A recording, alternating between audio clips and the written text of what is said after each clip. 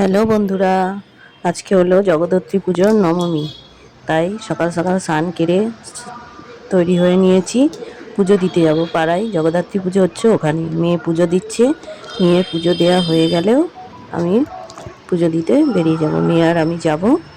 আজকে বৃহস্পতিবার, তাই মেয়ে ঘট পাচ্ছে আর আমি এদিকে তৈরি হয়ে গেছি। সকাল সকাল সব কাজ সেরে তৈরি হয়ে গেছি, তারপর যাব পুজো দিতে। এই যে বেরিয়ে গেলাম পুজো দিতে। মেয়ে ক্যামেরা ধরে দিচ্ছে, তাই মেয়ের সাথে একটু হাসি মজাক করছিলাম। বলছিলাম, তুই একভাবে ক্যামেরা কেন ধরে আছিস? মেয়ে একভাবে ক্যামেরা ধরে আছে, তাই ওর সাথে একটু মজা করছিলাম। তারপর ছেলেকে বললাম বেরোচ্ছি বলে এই পুজো দিতে বেরিয়ে গেলাম। আর আজকে বৃহস্পতিবার তো একটু লেট হয়ে গেছে, না আরও আগে যাওয়ার কথা ছিল। 8টা থেকে পুজো নিচ্ছে, এখন প্রায় 9:30 10টা বাজে। একেবারে পুজো দিয়ে অঞ্জলি দিয়ে 10টা 10:30টায় অঞ্জলি শুরু হবে। মাইকে অ্যানাউন্সমেন্ট করছে। একবারে পুজো দিয়ে অঞ্জলি দিয়ে আমি আর মেয়ে বাড়ি আসব। তাই একবারে সব কাজ সেরে ঘরের পুজো দিয়ে তারপর পুজো দিতে চলে আসলাম। এই দেখো কত চেয়ার টেবিল। আজকে এখানে দুপুরে নিমন্ত্রণ আছে, এখানে খাওয়া দাওয়ার ব্যবস্থা হয়। এই আবার পুজো দিয়ে বাড়ি গিয়ে আজকে রান্না নেই, কারণ এখানেই দুপুরবেলা খাওয়া দাওয়া করব। এখানেই খাওয়া দাওয়ার ব্যবস্থা আছে, ওই জন্যে আজকে রান্নাটা নেই, রান্না করব না দুপুরে আর। এই দেখো আমাদের মা জগদ্ধাত্রী।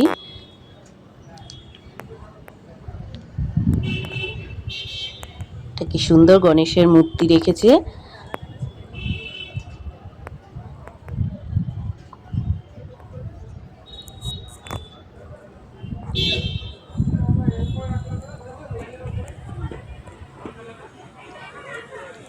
পুজো দিয়ে নিলাম, এবার ঠাকুর মশাই পুজো দিতে বসেও গেছে।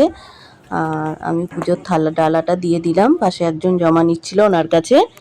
আর দেখো মা জগদ্ধাত্রীকে ঠাকুর মশাই মালা দিচ্ছে, যা যা মাকে দিতে হয় সব দিচ্ছে। ওপরে মায়ের মূর্তি এত বড়, ওই জন্যে ওরম একটা লোহার মই মতো করে নিয়েছে। এই তারপর বাড়ি চলে এসে একটু রেস্ট নিয়ে তারপর বেরিয়ে গেলাম দুপুরে খাওয়া দাওয়ার জন্যে। মাঠেই, যেখানে পুজো হচ্ছে সেই মাঠেই খাওয়া দাওয়ার ব্যবস্থা করেছে। দেখো কত লোক।